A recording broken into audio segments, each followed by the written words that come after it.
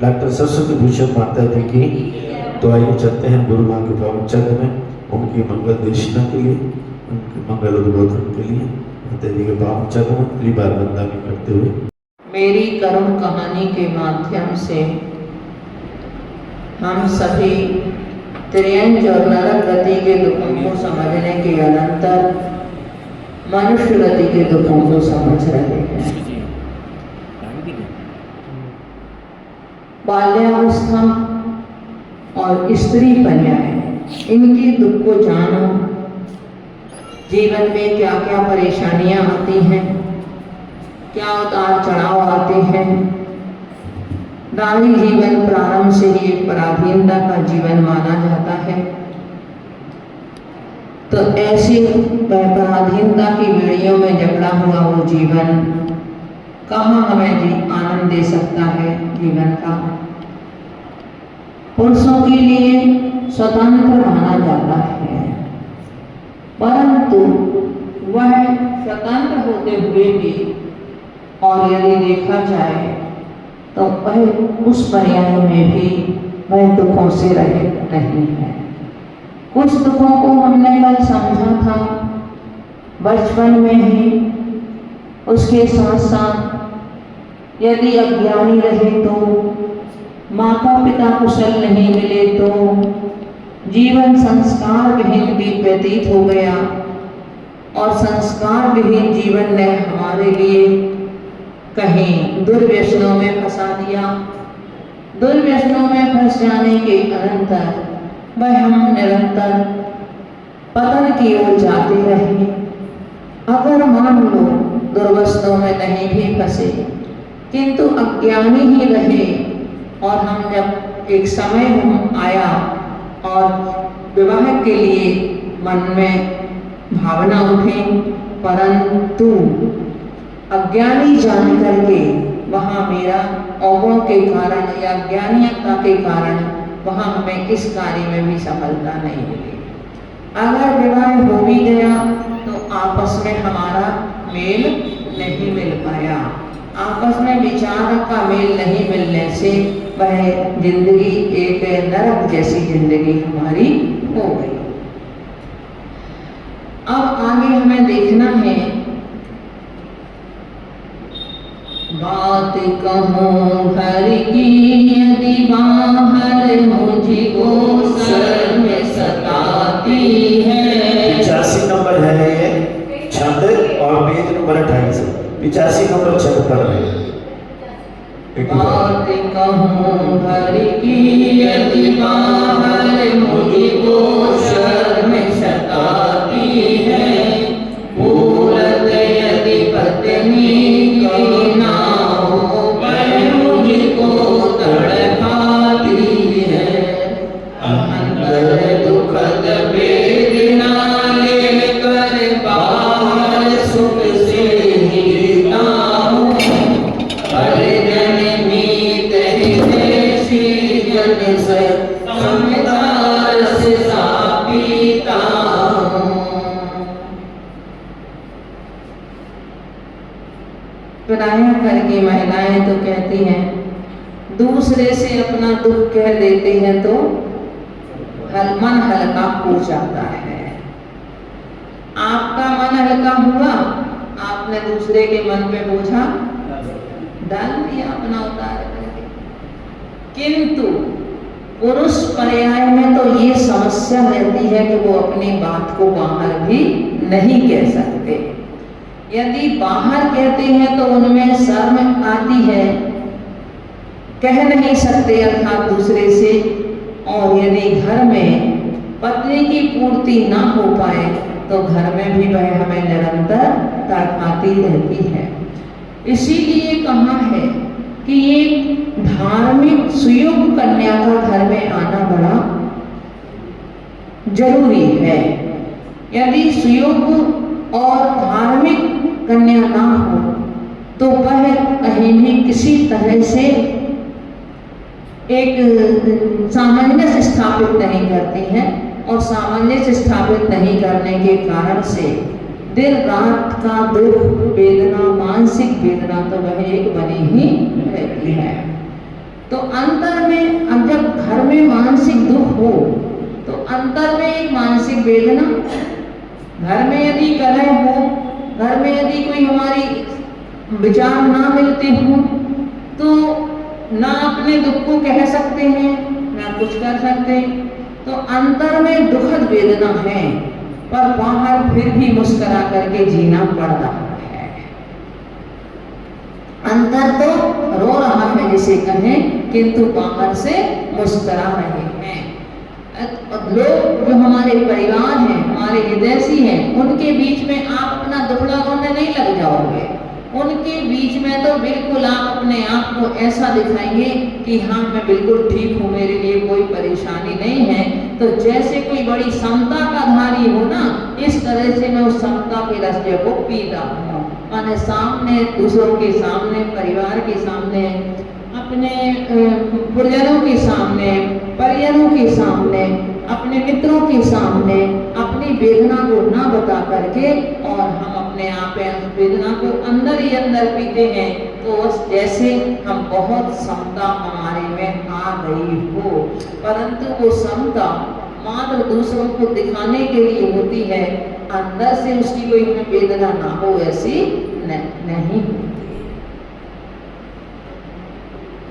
कहूँ वेदना किससे अपनी, घर में द्वंद विरोधी है, यदि समझाऊं सहज भाव से, प्रत्युत्तर में क्रोधी है। कभी पिता की संपत्ति पर घर में युद्ध हुआ भारी, फूट परस्पर में पड़ने से घर की हो रही क्वारी। अब मैं किससे अपनी वेदना कहूँ? घर में अंतर द्वंद चल रहा है, विरोधी है घर में। यदि सहज, कभी कभी तो यदि सहज भाव से भी किसी को समझाया जाता है तो वह उत्तर प्रत्युत्तर में क्रोध ही मिलता है, प्रत्युत्तर में दो चार खरी खोटी सुनने को ही मिलती हैं। और ये बात तब और ज्यादा बढ़ जाती है जब सासू और बहू की आपस में विचार नहीं मिलते हैं। अब उसमें उनके तो नहीं मिलते हैं तो नहीं ही मिलते हैं, बीच में जो बेटा है वह फंस जाता है। माँ को समझाए तो माँ को लगता है कि तू तो अपनी बीवी का फेवर लेता है, और यदि अपनी पत्नी को समझाया जाए तो वो और उल्टा क्रोध कर करके और वो कहती है तुम अपनी माँ को ही अकेला सब कुछ मानते हो, तो माँ ही है, तो माँ ही के साथ मेरा विवाह क्यों किया था मेरे के साथ में।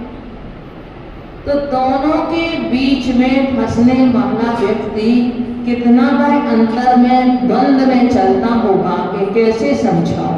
दोनों को ही समझा भी नहीं पाता, और ये समझाएं तो प्रत्युत्तर में दो चार उसी के लिए और सुनने के लिए मिल जाती हैं।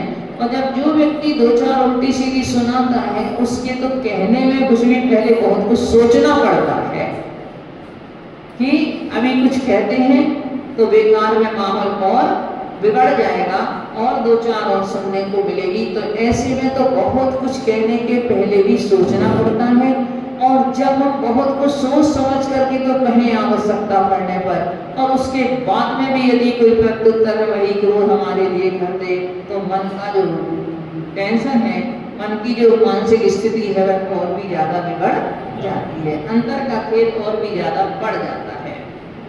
कभी कभी पिता की संपत्ति पर घर में युद्ध होता है, भाई भाई में झगड़े होते हैं, भाई भाई में लड़ाइयाँ होती हैं। एक बार तो एक बेटा महाराज जी के पास आया, बोले महाराज जी आज तो मैं अपने पिता या भाई में से एक किसी का मर्डर कर दूंगा। सत्य घटना बता रहे हैं आपको। बोले अच्छा क्यों, क्या बात हो गई? मेरे पिताजी ने बहुत अन्याय किया। क्या अन्याय किया? तो बोला महाराज जी पिताजी के पास 4 मकान, एक खुद ने अपने लिए रख लिया, एक मेरे लिए दिया मात्र, और भाई को 2 मकान दे दिए। और मुझे लगता है जिस दिन जाएंगे उस दिन वो अपना वाला भी भाई को दे करके चले जाएंगे, मुझे को 1 मकान मिला है। बताओ ये न्याय है मेरे पिताजी का? नहीं, ये तो बहुत अन्याय किया तुम्हारे पिताजी ने। सामने वाला क्रोध में हो और उसके अनुसार यदि बात कर दो तो उसका क्रोध शांत हो जाता है। बोले ये तो बड़ा अन्याय किया तुम्हारे पिताजी ने, ऐसा तो नहीं करना चाहिए। बात क्या हुई पर बोले, किस कारण से? कुछ नहीं बना जी, उनने तो अलग अलग किया, भाइयों को ऐसा कर दिया। इतने में पिताजी और भाई भी आ गए पीछे से। बोले महाराज जी ये मेरी एक बात नहीं मानता, बताओ मैं क्या हूं इसके लिए? ये मेरी सारी सेवा करता है, ये मेरा कुछ नहीं करता, ये मेरा सब कुछ करता है, तो मैंने इसके लिए दे दिए 2 मकान। भाई बोला इतने में, बोले महाराज जी पिताजी को समझा दो। मैंने तो कहा है पिताजी से कि आप अपने माथे पे क्यों कलम लगा करके जाते हो? मेरे भाग्य में होगा तो मैं 1 नहीं 4 मकान बना दूंगा, और यदि मेरे भाग्य में नहीं होगा आप मेरे लिए देकर के भी जाओगे और मेरा चला जाएगा। आप बेकार में क्यों अपने माथे पर कलंक लगाते हो? आप क्यों मतलब बेकार में बात कराते हो? मैं तो पिताजी से कह रहा हूँ, मैं तो पिताजी से ये कह रहा हूँ कि मुझे तो कुछ नहीं चाहिए। यदि मेरे लिए 1 जोड़ी कपड़े जो मैं पहने हूँ इसको पहने, यदि वो निकाल देंगे मेरे लिए घर में से, मेरा भाग होगा तो मैं वहां भी कमा करके खा लूंगा और मैं पुनः अपना मकान बना लूंगा। आप भाई को जो चाहिए वो आप भाई के लिए दे। जैसे उसने ये सुना कि भाई की तो ये भावना है, इतनी देर में थोड़ी देर और भी चर्चाएं हुई होंगी, संक्षिप्त में आपको बता रहे हैं।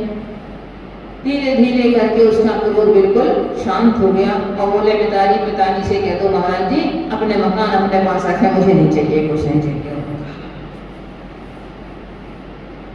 तो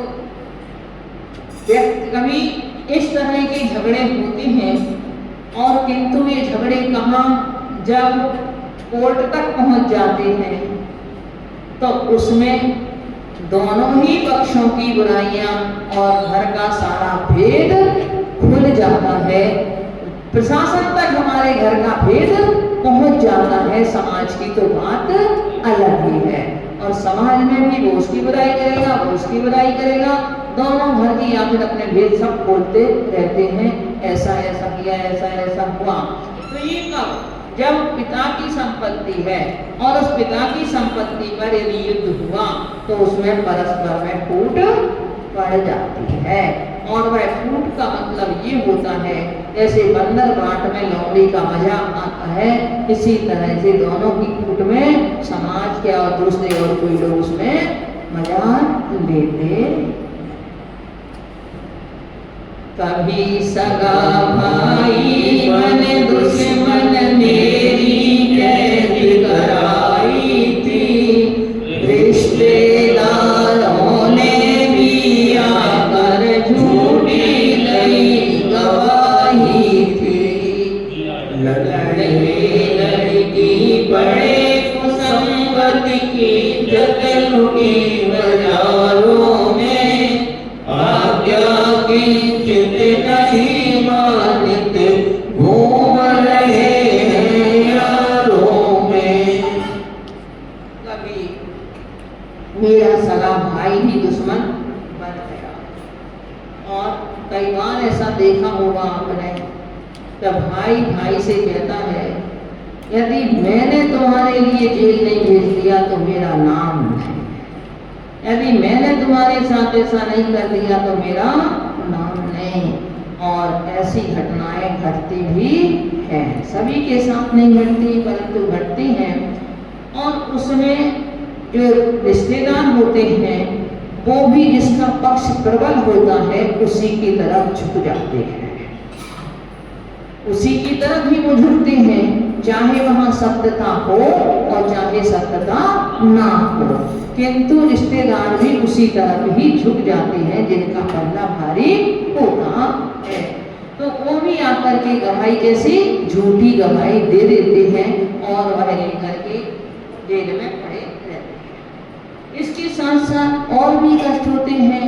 यदि बच्चे मान लो खोटी संगति में पड़ गए, बच्चे खोटी संगति में पड़ गए तो इज्जत किसकी जाती है? पहले तो माता पिता की जाती है। सबसे पहले माता पिता की इज्जत जाएगी, तो क्योंकि बच्चों को भी कोई उतना नहीं जानेगा, पहले तो माता पिता को जानेंगे। अरे उनका बेटा है, उनकी बेटी है, उनका है ना, तो उनको लेकर के उनकी कुसंगति में पड़ गए तो इज्जत मेरी खराब हुई। वहाँ मेरी बच्चे बिल्कुल भी आज्ञा नहीं मानते हैं। कहते हैं काजल, दीपक से तो काजल पड़ता है ना, परंतु कमल कीचड़ में खिलता है।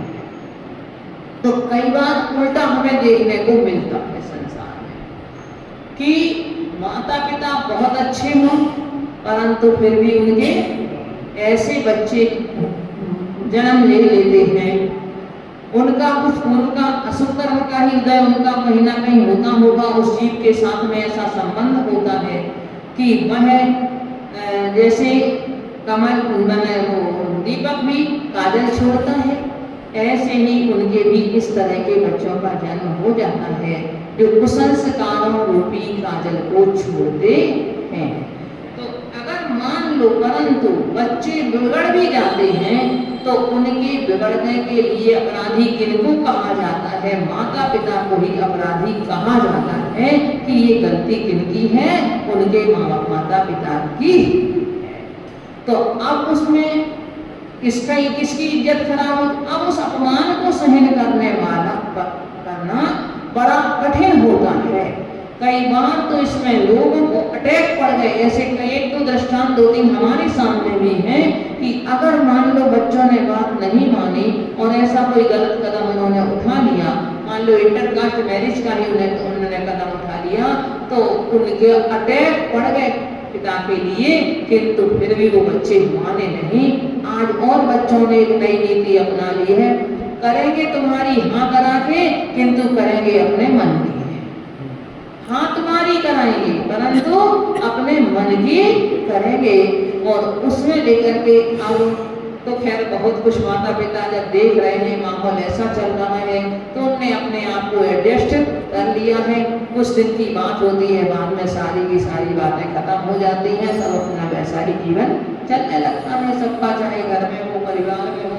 अन्यथा पहले तो कई लोगों ने बेटी की मान लो अगर कहीं इस तरह से किया तो उस बेटी के लिए अपने घर नहीं बुलाया, वर्षों तक नहीं बुलाया, कुछ नहीं किया, पर धीरे धीरे करके तो ये कहीं ना कहीं उनके लिए अपनी इज्जत का ही तो वो रहता है। तभी तो इस तरह से उन बच्चों के लिए भी इस प्रकार का सजा कहो, कुछ भी कहो, उनसे इस प्रकार का व्यवहार होता है। परंतु तो यही बात है कि यदि बच्चे कुछ ऐसे काम कर लेते हैं तो उसमें भी माता पिता की इज्जत खराब होती है।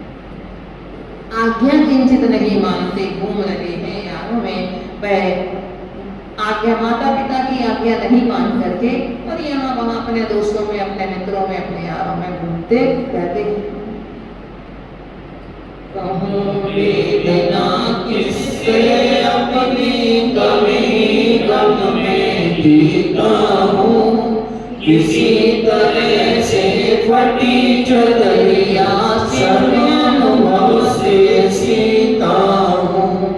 लड़की को वर गया ढूंढने कितने कष्ट उठाए थे, लड़के वाले बेरहमी से अपने पैंच चलाए थे।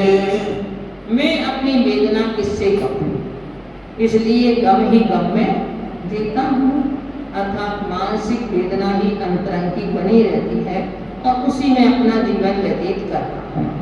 जैसे कोई अपनी फटी हुई चादर को सिलता है, इसी तरह मैं अपने मन की फटी हुई चादर को सिलता रहता हूँ। अर्थात जब अपना स्वयं का मन खराब हो तो हमें अपने चिंतन रूपी धागे से उस मन को सिलना पड़ता है। अपने सद्विचारों रूपी धागे से उस मन के लिए हमें जोड़ना पड़ता है कि जब मन कहीं ना कहीं तो हमें एडजस्ट करना ही होगा। तो हम जिस तरह से कोई अपनी चादर घर में आप अपने कपड़ों को सिलते हो, ऐसे वो कपड़ा तो सिल जाएगा, परंतु मन एक ऐसा है कि भाई एक बार की सिलाई करने से सिला नहीं रहता। एक बार आप अपने मन को समझाओगे, एक बार से सद विचारों की सुई से सिलोगे, वो पुनः विकृत हो जाता है वैसे ही मन निमित्त मिलने पर। उसके बाद में बिना आप उसको सिलोगे, पुनः समझाओगे, दूसरों का दृष्टांत देने करके समझाओगे। जिन जिन लोगों के साथ और ऐसा घटित हुआ है या हमसे ज्यादा घटित हुआ है, उनके दृष्टांत लेकर के हम समझाएंगे, परंतु समझाने के बाद भी यह मन इतनी जल्दी समझता नहीं है। तो कह रहे बड़े श्रम रूपी अनुभव से सिलता हूँ, बड़ा परिश्रम करता हूँ उस मन को सिलने के लिए, अपनी मन की चादर को सिलने के लिए बहुत परिश्रम करता हूँ, पर फिर भी मैं गम ही गम में जीता रहता हूँ। लड़की को इसी तरह से अब और समस्याएं होती हैं, बच्चों के शादी विवाह की समस्याएं जब होती हैं, तो जब लड़की को वर ढूंढने गया तो वहां भी मैंने बहुत कष्ट उठाए। पहले तो देखो, सबसे पहले बहुत पुराने समय में तो कौन जाता था? नाई जाता था, कुछ चीज उसको दे दी जाती थी जो इसका मूल्य चुका सके, वहां तुम बेटी का रिश्ता करना। माता पिता को जाने की जरूरत ही नहीं पड़ती थी। उसके बाद पिता जाने लगे, पिता जाते थे, तो जब पिता जाते थे बेटी के लिए वह ढूंढने के लिए, तो वो पुरुष पर्याय के दुख में हुआ कि वह गए। तो जाने के बाद में कहते लड़के वाले बेरहमी से, जब अभी तो बीच बीच में तो बहुत समस्या थी ये वाली कि बड़े बेरहमी से अपने पैर चलाए थे। पैर चलाने से मतलब वही, अब वो बेटा तो है, हम तो करना चाहते हैं, वो बेटा का बहनों ही नहीं मानता है, वो बहन नहीं मान रही है, वो हमें इतने का तो रिश्ता आ गया है, वो रिश्ते पर अभी बेटा करना नहीं चाहता है, अभी वो काम नहीं करना है, अभी 1 साल और नहीं है, पता नहीं कितने कितने बहाने बनाए जाते थे। और यदि उनके मन का पैसा दे दो तो वो सारे के सारे नियम खत्म हो जाते थे। कभी तो अपने पेट अर्थात को अपने अनेकों तरीके से हमारे लिए परेशान करते थे। अब आज तो लगता इसीलिए मम्मी जाने लगी है रिश्ता करने के लिए, और वो सब देख करके आती है तो आओ है। परंतु मम्मी के जाने से नुकसान ये हुआ कि वो रिश्ते ही नहीं हो रहे बड़ी तरह देखती है कि वो रिश्ते में नहीं कर पाती। घूम घूम यूं तेरे रिश्तेदारे के तो न सार समझ आया, कभी दोष लड़की परिजन को दहेज जाओ मन में पाया, दिया शक्ति से ऊपर धन में फिर भी चैन नहीं पाया, क्रूर भाव से दुष्टों ने लड़की को था मरवाया।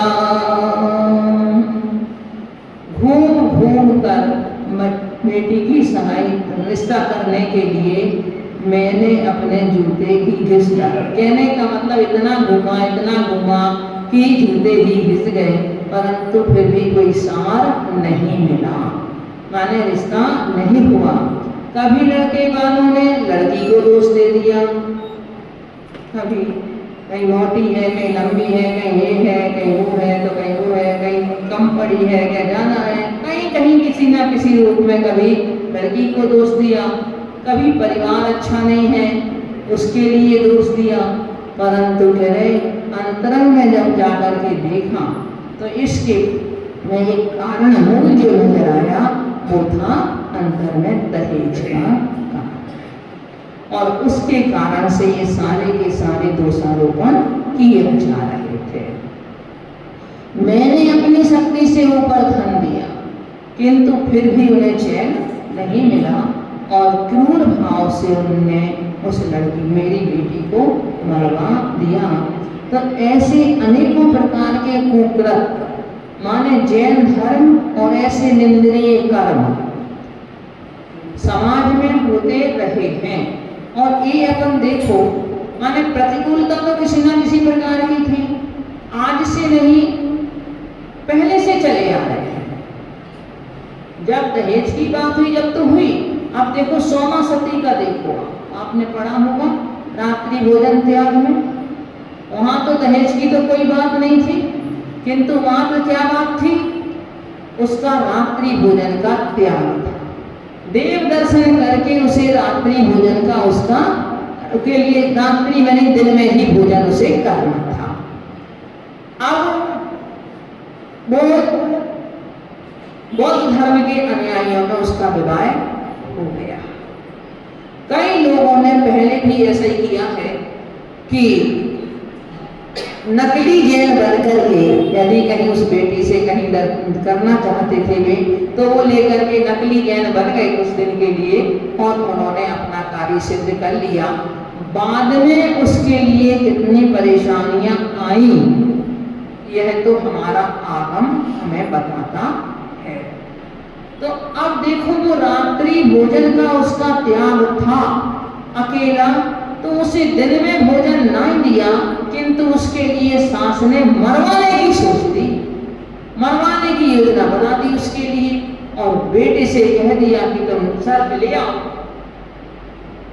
ना, और बेटा ले भी आया। वो तो उसके नियम का उसकी प्रतिज्ञा का प्रभाव था कि वह उसकी प्रतिज्ञा के कारण वह सर्प भी उसके लिए हार बन गया। किंतु जैसे ही उसने अपने पति के गले में पहनाया तो वह हार क्या हुआ, नाग बन करके उसने डस लिया। देखो कितनी सरल प्रकृति होगी कि उसने ये नहीं सोचा कि यदि मान लो हार लाते तो अपने हाथ से मुझे पहनाते, ये घड़े में क्यों रखते। उसके मन में इतना तर्क भी नहीं आया और उसने कहा जाओ घड़े में रखा है तुमने कहा। आज कोई और होता, हम और आप होते तो सोचते कि घड़े में क्यों रख दिया ला करके, अगर लाते तो अपने हाथ से मुझे पहनाते, पर उसने नहीं सोचा। इतनी सरलता की बात थी उसकी। उसके बाद भी परंतु वहां कितनी वक्रता थी, कितनी मायाचारी थी कि लेकर के हार के बहाने और उसके लिए सर्प से डसवाना था उसके लिए। तो परंतु कहते जाको राखे साइया मार सके ना होए, उसके निमित्त से धर्म की प्रभावना होनी थी, जिन धर्म का सारे में प्रकाश फैलना था। इस कारण से वह सर्प भी और सुंदर हार बन गया मणि रत्नों का। अंत में बाद में धर्म की प्रभावना भी हुई, दंडोदक के चीटे मार करके, और वह उसका पति भी जो उस जहर से पीड़ित था वह भी क्या हुआ, वह भी जीवित हो गया। उसने तो कहीं कसर नहीं छोड़ी। बेटा भी मान लो सर्प से डस गया तो राजा के यहाँ क्या समाचार भिजवाए कि बहू ने मार दिया।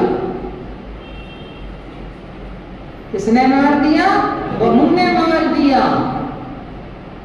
जब राजमहल दरबार में उसने कहा कि नहीं आप बस मेरे लिए 5 मिनट का समय दीजिए, मैं मंदिर में भगवान के दर्शन करके आती हूँ और दर्शन करके आके बस उसके बाद में मैं आपकी बात फरोख्त कर दूंगी।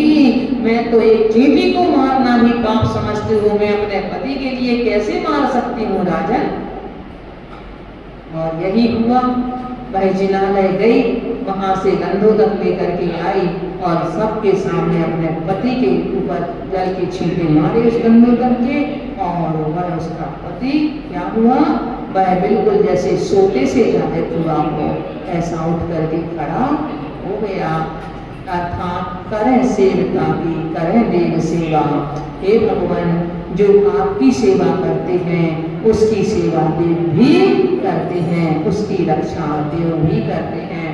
तो उसकी रक्षा देवों ने की थी। कभी दुखी व्यापार हुकूमत, कभी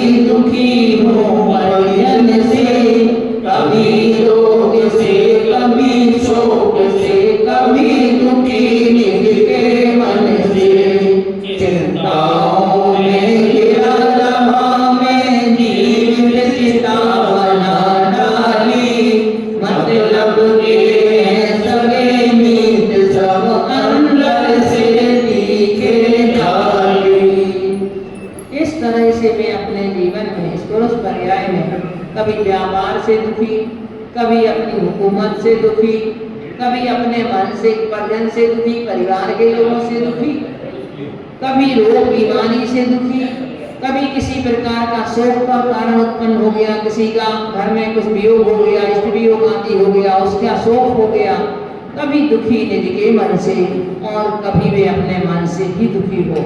ऐसा नहीं है कि साधन के अभाव में ही व्यक्ति दुखी होता है, कभी कभी अपना मन सब कुछ होते हुए भी दुखी हो जाता है।